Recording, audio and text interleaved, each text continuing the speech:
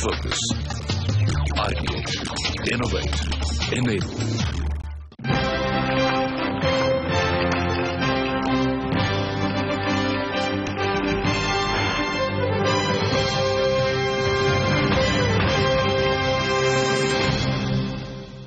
नमस्कार, CNBC आवाज real estate award 2016 presented by RR काबिल के इस स्पेशल शो में, जो कि रियल एस्टेट फोरम है, और आज हम पहुंचे हैं महाराष्ट्र के शहर पुणे में, देश का एक बेहतरीन रियल एस्टेट मार्केट।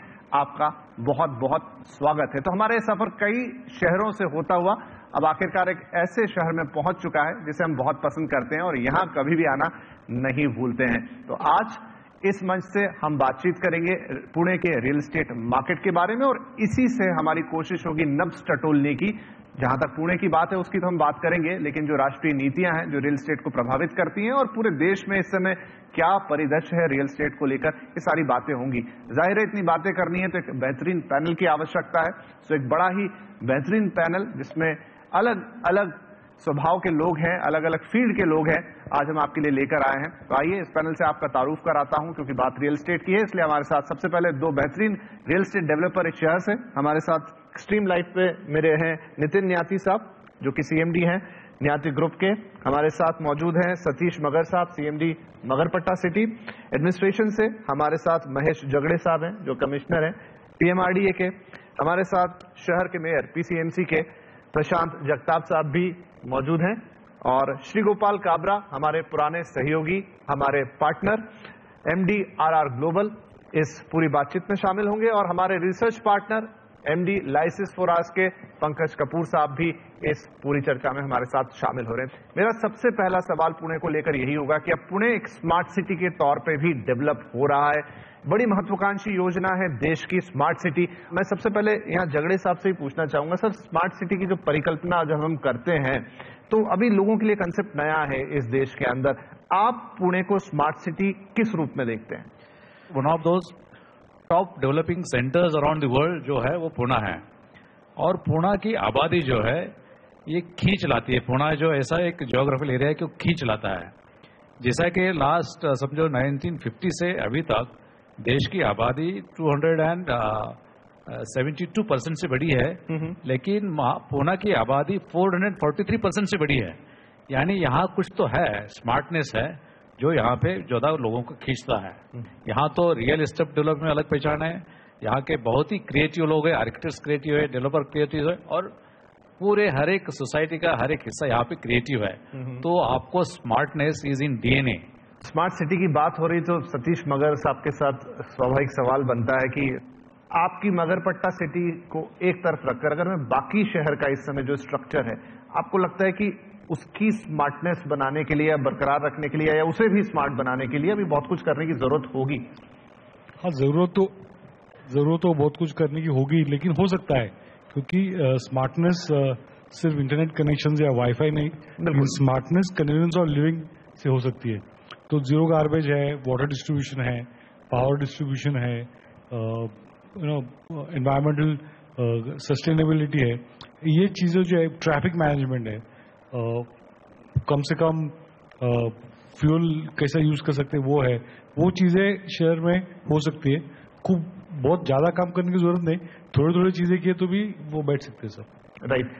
जगताप साहब, मैं पुणे की तारीफ भी कर रहा था, लेकिन अब जब पुणे आता हूं, मैं पिछले कई सालों से आ रहा हूं, तो मुझे इस शहर का कन्वीनियंस धीरे धीरे लॉस्ट होता हुआ सा लग रहा है। डेफिनेटली जो सर ने कहा कि माइग्रेशन 400% है, तो माइग्रेशन आएगा तो शहर पे प्रेशर तो आएगा, लेकिन ट्रैफिक की बात हो गई, ease of going from one place to another हो गया, वो थोड़ा सा मुझे लगता है कि चीजें तकलीफ में गई है। तो क्या प्लानिंग है आगे इसको आसान करने के लिए, क्योंकि स्मार्टनेस में सबसे पहले स्मार्ट मूवमेंट ही होना चाहिए। जनवरी फरवरी से पुणे की जो पब्लिक ट्रांसपोर्ट है उसमें अच्छी काम करने की हमारी कोशिश है। उसी के साथ मेट्रो की तरफ हम लोग अब बढ़ रहे हैं। मेट्रो की काम की शुरुआत लगभग अगले महीने में शुरुआत होगी, लेकिन उसी के साथ हमारा अभी DP डेवलपमेंट प्लान जो हमारी गवर्नमेंट के पास अभी तक अटका हुआ है, गए 1.5 सालों से हम लोग उसके बारे में काफी कोशिश कर रहे हैं, लेकिन मैं ये सोचा कि गवर्नमेंट ने आगे जाकर कुछ पॉलिसी चेंज करनी चाहिए। और पब्लिक सेक्टर में हर एक सिटी की एक अलग अलग समस्या है। जैसे पुणे में ट्रैफिक प्लानिंग के बारे में गवर्नमेंट ने ज्यादा से ज्यादा फंडिंग करने की जरूरत है। नागपुर में कुछ अलग है, शोलापुर में पानी की दिक्कत है। हर एक सिटी का एक अलग सवाल है, हर एक सिटी की एक अलग मांग है। नितिन न्यासी साहब, जब आप अपनी बिल्डिंग के लिए कोई प्लॉट देखते हैं या कोई लैंड देखते हैं, स्मार्टनेस के पॉइंट ऑफ व्यू से मैं बात कर रहा हूं, तो आपको जब वो स्मार्ट सिटी की परिकल्पना के हिसाब से आप देखते हैं, तो क्या पुणे में आपको लगता है कि हाँ ये चीजें ठीक है, मेरे पास कम्युनिकेशन भी अच्छा मिल रहा है, आसपास की सराउंडिंग्स भी अच्छी हैं, ट्रांसपोर्टेशन भी अच्छा होगा, तो जो एक प्रॉपर इनलाइन डेवलपमेंट होता है, क्या वो आपकी नजर में मिलता है या आपको लगता है पता नहीं बना तो देता हूं लेकिन अब देखते हैं आगे क्या होगा? रियल एस्टेट का ऐसे रहता है कि जहां पे पूरी डेवलपमेंट पहले ही आ चुकी है वहां ऑलरेडी काफी कुछ एप्रिसिएशन भी हो चुका है। सो हम लोग जब भी देखते हैं तो we look at both angles कि किस तरफ डेवलपमेंट बढ़ रही है, कहां पे डेवलपमेंट फ्यूचर में आने वाली है, and those kind of plots is what I would rather more select, so that जो हमारे बायर्स है उन्हें भी फैसिलिटीज भी मिलती है by the time real estate develop होता है, and they get appreciation also, and that is I think right. तो ये पर्सपेक्टिव है। काबरा साहब आपके पास आता हूं, जो 4 लोग हैं जो पुणे को ही बिलोंग करते हैं, लेकिन आप और मैं जब बाहर से शहर के अंदर आते हैं तो एक इमेज लेके आते हैं या फिर दूसरे किसी शहर की इमेज होती है। आप चंडीगढ़ जाइए या आप भुवनेश्वर जाइए, जो पहले से प्लान्ड सिटी है, जिनका पूरा इंफ्रास्ट्रक्चर ही प्लानिंग पे खड़ा हुआ है, या आप मगरपट्टा साहब की सिटी के अंदर होके जब बाहर निकलते हैं, वो आपको स्मार्टनेस के पैमाने पे कहां खड़ी दिखती है? मैं ये सवाल हमेशा करता हूं कि जो रोड बनाई गई हो गाड़ी चलाने के लिए बनाई है, पार्किंग के लिए नहीं। अगर वास्तव में पूना की सारी अच्छी रोड पे अगर आप पार्किंग हटा दें तो आपकी 2/3 समस्या तो वैसे ही खत्म हो जाएगी, विच इज पॉसिबल। आज जो पार्किंग टेक्नोलॉजी दुनिया में है उसको देखते हुए अगर हम रोड से पार्किंग हटा दें तो अपने आप हो जाएगी। दूसरा, सरकार का एक काम है कि ये सोचना है, डेवलपर भी यहाँ बैठे, सब बैठे, कि वास्तव में हम जो बिल्डिंग की डिजाइन कर रहे हैं, बिल्डिंग 50 साल के लिए बनती है, परमिशन आज आप देते हैं आज की रिक्वायरमेंट को देखते हुए, क्योंकि बिल्डिंग 50 साल चलने वाला है, शहर हमारा 500 साल चलने वाला है, तो उसको देखते हुए सारी प्लानिंग और बायलॉज में काफी चेंजेस करने की आवश्यकता है। पंकज जी, आप क्या कहेंगे? क्योंकि माइग्रेशन का लोड बहुत ज्यादा है, आईटी भी है, ऑटो सेक्टर भी है, एजुकेशन भी है ना, आपके पास चैलेंज तो बहुत बड़े हैं, लेकिन ऑप्टिमाइजेशन ऑफ द रिसोर्सेज वाली जो बात आती है, और ये समस्या से पुणे की नहीं, हम पूरे देश बेंगलोर की बात कर लें, हर शहर की यही स्थिति है, लेकिन निपटना तो आपको उससे होगा। वो ऑप्टिमाइजेशन कैसे आएगा? क्योंकि मुझे एक नजर में देख के लगता है कि विकास बड़ा बेतरतीब है। कोई भी सिटी जिसकी पॉपुलेशन 40 लाख, ये मैं बोलता हूँ 1 मिलियन से ऊपर हो जाती है, तो वो सिटी की कॉम्प्लेक्सिटीज बढ़ जाती है और उस कॉम्प्लेक्सिटीज को हैंडल करना पड़ेगा। दूसरा एक और ये देख रहा हूँ कि आईटी के अलावा भी जो दूसरी इकोनॉमी है वो भी पूना को ड्रॉ करती है। एक एजुकेशन हब तो था ही था, लेकिन उसके बाद ऑटोमोबाइल भी इंडस्ट्री है और दूसरी इंडस्ट्री है, तो नॉर्थ साइड भी है। और मैं देख रहा हूँ कुछ अपने आप ही डेवलपमेंट इस तरीके से हो रहा है, इस सिटी को शायद एक रिंग रोड मिल जाए और एक मेट्रो मिल जाए, तो जो आज की जो प्रॉब्लम है ये शायद काफी हद तक ट्रैफिक रिलेटेड प्रॉब्लम खत्म हो जाए। लेकिन जो दूसरी प्रॉब्लम है कि do we have water for sustainability और नॉट, गार्बेज डिस्ट्रीब्यूशन, वो बड़ी दूसरी वो है, उसकी तरफ अब हमको सोचना जरूरी है। डगले साहब से हम पूछते हैं, आपने स्मार्ट सिटी प्लान सौंपा ही होगा सरकार को और उसी के बाद लिस्ट में आपका नंबर आता है, तो आपके प्लानिंग में क्या है? जो सारी बातें निकल कर आई, जो जहां जहां ट्रबल पॉइंट्स हैं, उसके लिए क्या प्लानिंग है? अभी आप तो हम बात कर रहे हैं कि स्मार्ट सिटी की, लेकिन एक बात हमने ध्यान में रखना चाहिए कि वर्ल्ड में जो 100 लिवेबल सिटीज है रैंकिंग से, इंडिया की एक भी सिटी नहीं है। तो इसका एस्पिरेशंस करने के लिए जो भी नए प्लान बनाएंगे, सही में अपने को आगे जाके ये सोचना है कि अभी जो पॉपुलेशन है, वर्ल्ड की पॉपुलेशन 1800 में वो सिर्फ 3% अर्बन एरिया में रहती थी, अभी वो 50% अर्बन एरियाज में है, वो कहीं जाके 70 to 90% अर्बन एरियाज में रहेगी। तो smartness has to be for the future. अभी तो प्रॉब्लम से उसमें चले जाएगा। अभी जो पुणे का हम प्लान कर रहा है, तो आजू बाजू के एरिया जब डेवलप होंगे तो पुणे का डीकंजेशन वैसा भी ऑटोमेटिकली होगा। आप जो रिंग रोड की बात कर रहे हैं, हमने 128 kilometre ring road, 10 metres 110 metres wide, 8 lanes express एक्सकाउंटर, ये पूरा उसमें है। और मुझे लगता है कि आने वाले 5-10 सालों में ये गवर्नमेंट का जो डिसीजन का मैकेनिज्म है बहुत फास्ट है। ईज ऑफ डूइंग बिजनेस, नक्शों का पास होना, परमिशंस मिलना, ये बहुत बड़ा रोड ब्लॉक है। सच में उसकी वजह से, क्योंकि आफ्टर जो इफेक्ट आता है वो होता है प्राइसिंग के ऊपर, जो एंड यूजर के ऊपर पड़ता है, तो उसमें क्या किसी प्रकार की, हमने देखा मुंबई में एक इनिशिएटिव हुआ और भी कई शहरों में हो रहा है, क्या पुणे म्युनिसिपल कॉर्पोरेशन ऐसा कोई इनिशिएटिव ले रही है? जरूर पुणे म्युनिसिपल कॉर्पोरेशन उसमें इनिशिएटिव ले रही है। हमारे अभी प्लान्स, जैसे डेवलपर्स के प्लान्स हमारे पास आते, छोटे जो लोग हैं, जो मिडिल क्लास के लोग हैं, जो इंडिविजुअली वहां पर आते, वो सारे प्लान्स जैसे पुराने वक्त में जिस चीजों के लिए 3 महीने 4 महीने लगते थे, आज वही हम लोग 30 दिन में 15 दिन में करते। कुछ ऐसे पॉलिसीज है, आपको इसमें से जरूर राहत मिलेगी। आगे जाकर कोई भी बिजनेसमैन, कोई भी एक सिंगल पर्सन पूरा म्युनिसिपल कॉर्पोरेशन के पास जब आता है, तब उसको वहां से 24 घंटे के अंदर ये सारी परमिशन मिलेगी। एक रियलिटी चेक ले लेते हैं। मगर साहब अभी क्या स्थिति है? जब कंट्रोल की बात करते हैं तो हर एक जो देखता है, इतने कॉम्प्लिकेटेड रूल्स करने की जरूरत नहीं। अगर आप सिंप्लीफाई करेंगे रूल्स, तो वो रूल्स जो है वो आप ई सैंक्शन कर सकते हैं, ऑनलाइन सैंक्शनिंग प्रोसेस कर सकते हैं। अभी इतनी डिस्क्रिशन, इतना उसके ऊपर, यानी इतने कॉम्प्लिकेटेड है कि मैं इतने साल काम करता हूं, लेकिन मैं अभी तक मुझे भी पता नहीं कि रूल्स कौन से हैं और कहाँ पे डिस्क्रिशन है। अगर आप उसको सिंप्लीफाई करेंगे, अगर आप डिजिटलाइजेशन करेंगे, अगर आप ऑनलाइन सैंक्शनिंग की प्रोसेस करेंगे, तो ईज ऑफ डूइंग बिजनेस बहुत आसान हो जाएगा। नितिन न्याती साहब, आप कुछ ऐड करेंगे इसमें? अगर वन विंडो क्लियरेंस है, अभी झगड़े साहब ने भी काफी कुछ उसमें किया हुआ है, एंड आई बिलीव दैट के काफी जो चेंजेस आ रहे हैं, direction of doing is fantastic. जो डायरेक्शन चालू है वो एक परफेक्ट डायरेक्शन है, थोड़े वक्त के बाद में ये हो जाएगा, लेकिन होना चाहिए, उससे एफिशिएंसी में बहुत फर्क पाएगा। होगा क्या sir? All the permissions for industries, businesses, ease of doing कैसा होगा, इसके लिए हमने प्रोजेक्ट लिया है और उसमें we are going beyond one window system. अभी as far as building permission concern, हम हमारे एरिया में जैसे कि एयरलाइन टिकट हम खुद जाके हमारे उनके वेबसाइट के ऊपर एयरलाइन चूज करते हैं और वो पेमेंट करने के बाद हमको टिकट उधर मिल जाता है इसके ऊपर। वैसे ही बिल्डिंग परमिशन आर्किटेक्ट उसके ऑफिस में बैठ के वो सब परमिशंस उधर डाल के वो उधर करेगा। ऐसे सिस्टम हम अभी डेवलप कर रहे हैं।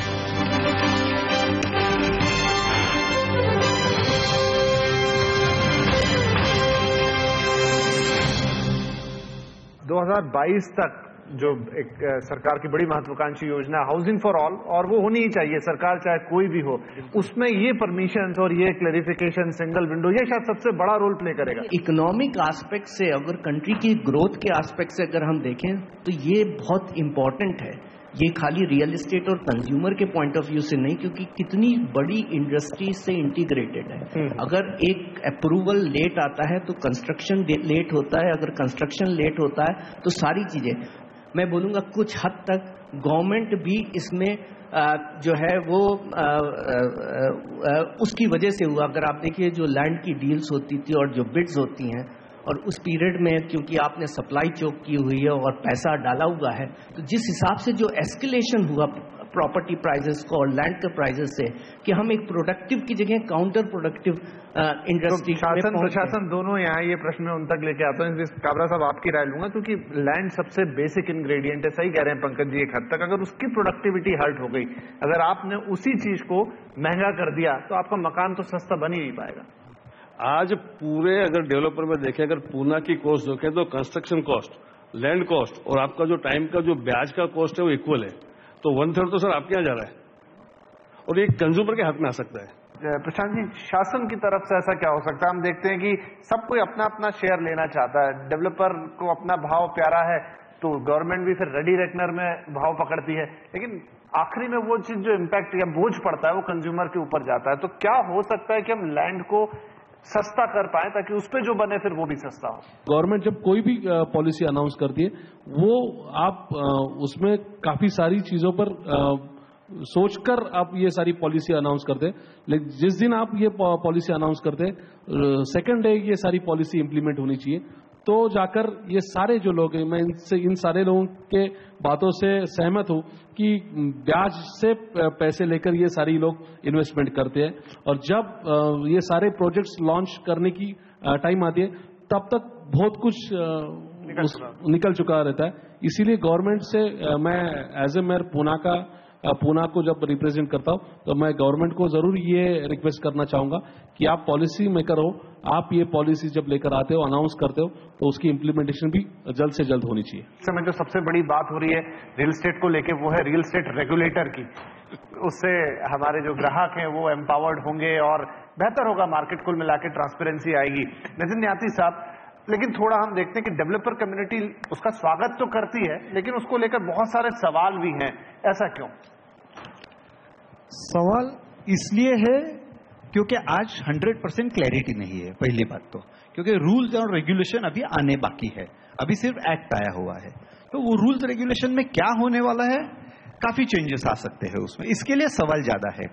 बट बाय एंड लार्ज मेरे ख्याल से सब developer community is welcoming that. आप लोगों की सबसे बड़ी शिकायत तो यही है कि रियल एस्टेट रेगुलेटर में आपके ऊपर तो सारे तरह के अंकुश हैं, लेकिन जहां से आपको परमिशंस मिलनी है उनके ऊपर कुछ भी नहीं, उनके ऊपर कुछ नहीं है। करेक्ट। तो there has to be a time bound performance on the other side also, that is the regulatory and sanctioning authority. Pankaj ji, मुझे बताइए, एक बहुत बात ये भी हो रही है कि रियल एस्टेट रेगुलेटर आएगा तो दाम बढ़ जाएंगे, कंप्लायंस जो कॉस्ट है वो बढ़ जाएगी, कारपेट पे बिकेगा तो वैसे ही दाम अलग दिखने लगेगा। ये सब चीजों में कितना तथ्य है? देखिए, अगर मैं क्रक्स देखें रियल एस्टेट का बिल का, तो उसमें क्या है कि पारदर्शिता है और अकाउंटेबिलिटी है और उसकी वजह से एफिशिएंसी आने वाली है। तो कोई भी चीज जिसकी क्रक्स में एक एफिशिएंसी मूल भाव है तो वो इंडस्ट्री को ग्रो करेगी और उसमें एफिशिएंसी लेके आएगी। तो आप जी से भी इस पे राय लेता हूँ, आपको लगता है कॉस्ट बढ़ेगी? देखिए, दो चीज साथ में आने वाली है, एक रेरा और एक जीएसटी। जी, रेरा से हो सकता है कि जब भी कोई नया चीज बनती है तो उससे एक बार कॉस्ट में इफेक्ट आता तो है ही है, लेकिन मुझे लगता है कि जहां तक जीएसटी का गणित अगर हम करते हैं तो जो रेरा के कारण से कुछ कॉस्ट बढ़ेगी वो जीएसटी उसको कहीं ना कहीं कंपनसेट कर लेगा। जो आज जीएसटी बिल्डर को क्रेडिट नहीं मिलता है, जो जेब से भरना पड़ता है, तो अगर जीएसटी का एंगल पूरा देखा जाए तो मेरा ये गणित है कि इससे आपकी कॉस्ट बढ़नी नहीं चाहिए। रेरा से जो बढ़ेगी वो जीएसटी एडजस्ट कर लेगी, शायद जीएसटी के कारण से कुछ और भी एडवांटेज आ सकते हैं।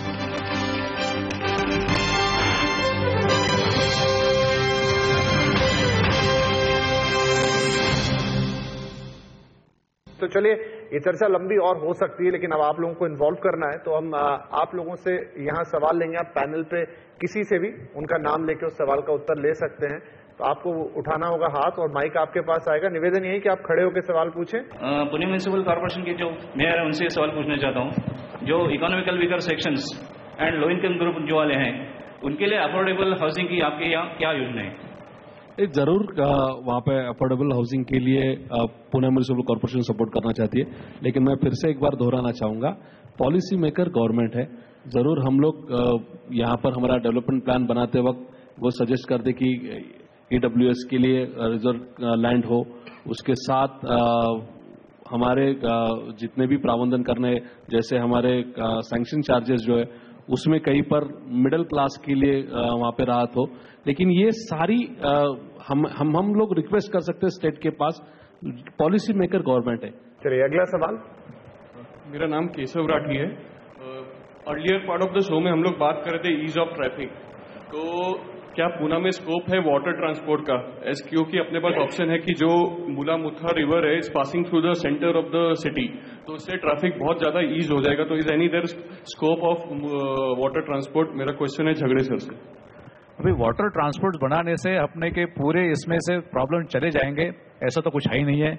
और कोई भी शहर का वाटर ट्रांसपोर्ट होने की वजह से आप थेम्स देखिए, लंदन का, और कोई भी ऐसे वैसा होता नहीं है। उसके लिए सब तरह के road transport, public transport, metro, BRT सब मिक्स करके, और प्लानिंग जो होना है कि जहां पे काम है और रहने का जो जगह है उसमें से डिस्टेंस कैसा कम करे, ये प्लानिंग का प्रोसेस होता है। आगे कौन सवाल लेना चाहेगा? रियल एस्टेट सेक्टर का शॉर्ट टर्म, जब मैं शॉर्ट टर्म कहता हूं तो 1 से 2 साल पूना में क्या आउटलुक रहेगा? जी, अच्छा सवाल पूछा आपने मगर साहब, आप जवाब देंगे।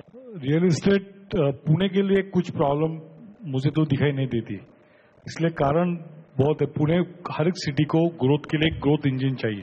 पुणे के लिए 4-5 ग्रोथ इंजन है, आईटी है, मैन्युफैक्चरिंग है, एजुकेशन है, एग्रीकल्चर है, और सबसे बड़ी चीज है कि महाराष्ट्र में कोई भी कहाँ भी रहता रहेगा तो उसको पुणे में घर चाहिए। तो ये 5 सेक्टर से पुणे की ग्रोथ होने वाली है। राइट। तो मैं एक आखिरी सवाल जो सबकी तरफ से पूछ लेता हूँ, वो काबरा जी से मैं हर बार पूछता हूँ, इस बार भी पूछूंगा, क्या ये घर खरीदने का सही वक्त है, खरीदे कि ना खरीदे? अगर आपको घर पसंद आता है, घर ले लेना चाहिए, क्योंकि वो घर दूसरी बार नहीं मिलेगा, क्योंकि और कोई ले लेगा। जहां तक इन्वेस्टमेंट का सवाल बात करते हैं, तो जो 2004 से लेकर 2012 तक जो इन्वेस्टर लोगों ने कमाया है ना, उसको आप भूल जाइए प्लीज, क्योंकि to learn you have to unlearn first. ये डेवलपर के लिए भी लागू होता है कि जो बहुत कमा लिया उन्होंने, उनको भी अपनी रियलिस्टिक मार्जिन पे आना पड़ेगा। हम इंडस्ट्री वाले जो है वो भी हम रियलिस्टिक मार्जिन पे आ गए।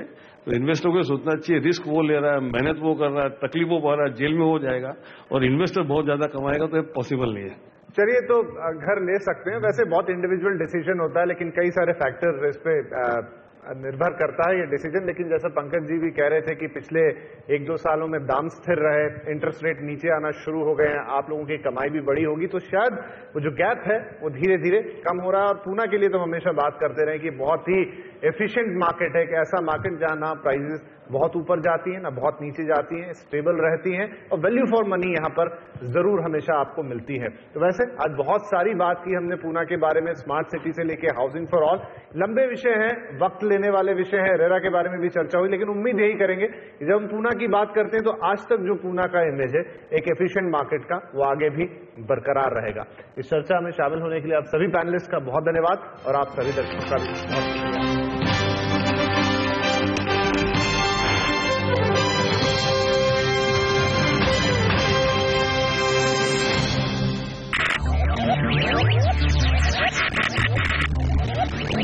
Focus, ideate, innovate, enable.